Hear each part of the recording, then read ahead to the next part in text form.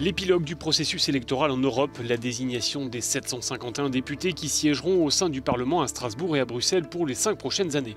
Plus de 420 millions d'électeurs étaient appelés aux urnes et la moitié s'y est effectivement rendue. Et ce qui en ressort, c'est une recomposition des forces politiques. L'affaiblissement des deux grandes familles traditionnelles, les conservateurs du Parti populaire européen et les sociaux-démocrates qui perdent du terrain. A l'inverse, les libéraux et les écologistes gagnent des sièges et il y a la progression contenue des formations populistes et eurosceptiques. Qui va désormais prendre le leadership au niveau européen? Aspirant légitime, le chef de file des conservateurs, l'Allemand Manfred Weber. Une chose est claire, a-t-il déclaré, nous ne travaillerons pas avec ceux qui ne croient pas en l'Europe, avec ceux qui veulent détruire l'Europe.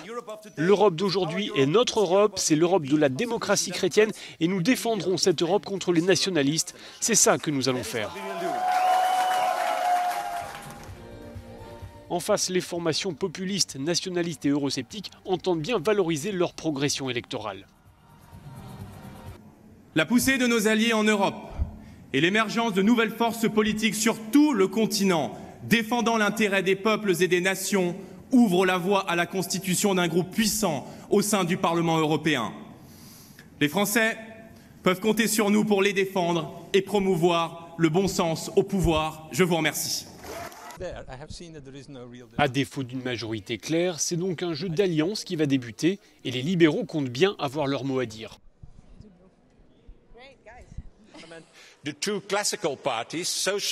Les deux partis traditionnels, les socialistes et les conservateurs, n'ont désormais plus la majorité. Cela signifie qu'aucune majorité pro-européenne solide, j'insiste sur le terme solide, ne pourra voir le jour sans la participation de notre nouveau groupe centriste.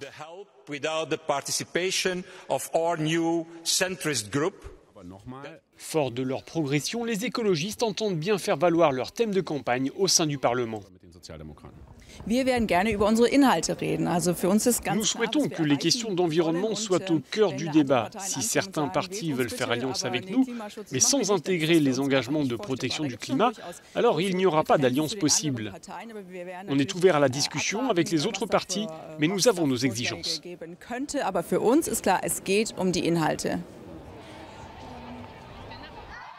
S'ouvre donc à présent une période de tractation pour composer des alliances, former une coalition et s'entendre sur qui va occuper les principaux postes des institutions.